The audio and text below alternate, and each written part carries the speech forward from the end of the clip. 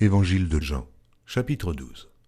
6 jours avant la Pâque, Jésus arriva à Béthanie, où était Lazare, qu'il avait ressuscité des morts.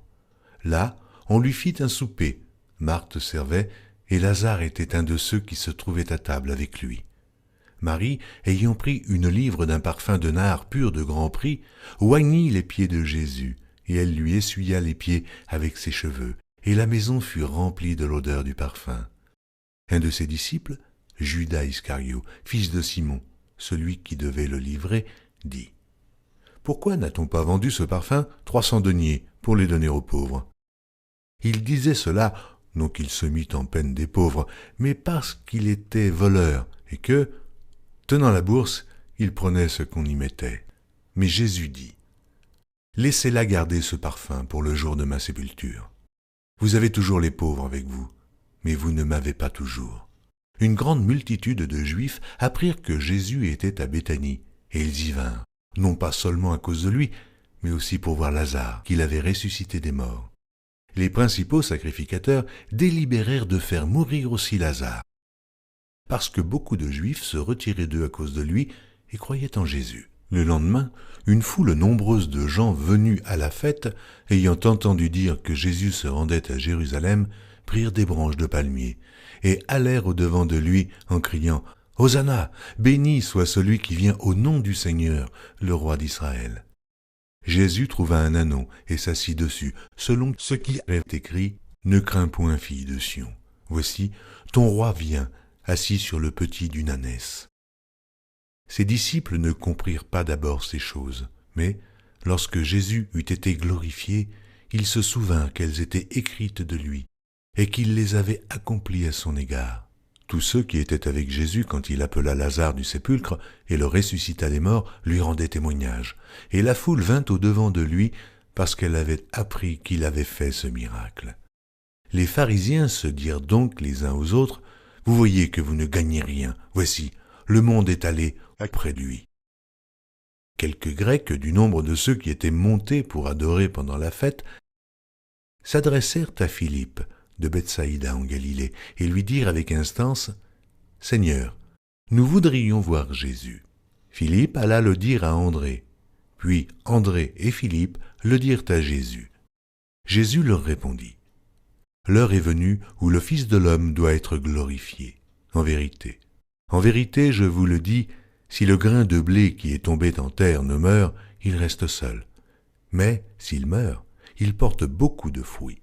Celui qui aime sa vie la perdra, et celui qui hait sa vie dans ce monde la conservera pour la vie éternelle. Si quelqu'un me sert, qu'il me suive, et là où je suis, là aussi sera mon serviteur.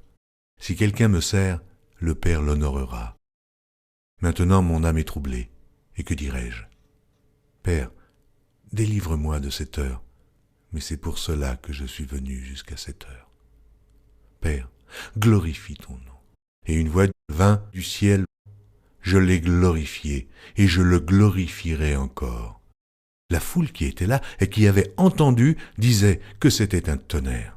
D'autres disaient, un ange lui a parlé.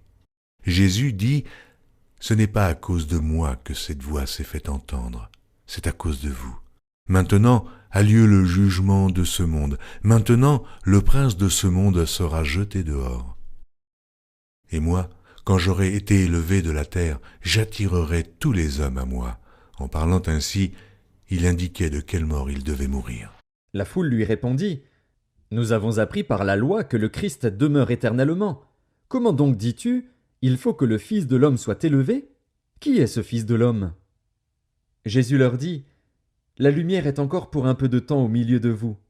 Marchez, pendant que vous avez la lumière, afin que les ténèbres ne vous surprennent point. Celui qui marche dans les ténèbres ne sait où il va. Pendant que vous avez la lumière, croyez en la lumière, afin que vous soyez des enfants de lumière. » Jésus dit ces choses, puis il s'en alla et se cacha loin d'eux. Malgré tant de miracles qu'il avait faits en leur présence, ils ne croyaient pas en lui, afin que s'accomplît la parole qu'Ésaïe, le prophète, a prononcée. « Seigneur, qui a cru à notre prédication? Et à qui le bras du Seigneur a-t-il été révélé? » Aussi ne pouvaient-ils croire, parce qu'Ésaïe a dit encore « Il a aveuglé leurs yeux, et il a endurci leur cœur, de peur qu'ils ne voient des yeux, qu'ils ne comprennent du cœur, qu'ils ne se convertissent, et que je ne les guérisse. » Ésaïe dit ces choses lorsqu'il vit sa gloire, et qu'il parla de lui. Cependant, même parmi les chefs, plusieurs crurent en lui. Mais, à cause des pharisiens, ils n'en faisaient pas l'aveu, dans la crainte d'être exclus de la synagogue. Car ils aimèrent la gloire des hommes plus que la gloire de Dieu. Or, Jésus s'était écrié, « Celui qui croit en moi croit, non pas en moi, mais en celui qui m'a envoyé. Et celui qui me voit, voit celui qui m'a envoyé. Je suis venu comme une lumière dans le monde, afin que quiconque croit en moi ne demeure pas dans les ténèbres. Si quelqu'un entend mes paroles et ne les garde point, ce n'est pas moi qui le juge, car je suis venu non pour juger le monde, mais pour sauver le monde. Celui qui me rejette et qui ne reçoit pas mes paroles à son juge, la parole que j'ai annoncée, c'est elle qui le jugera au dernier jour.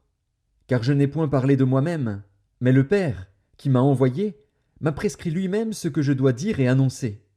Et je sais que son commandement est la vie éternelle. C'est pourquoi les choses que je dis, je les dis comme le Père me les a dites.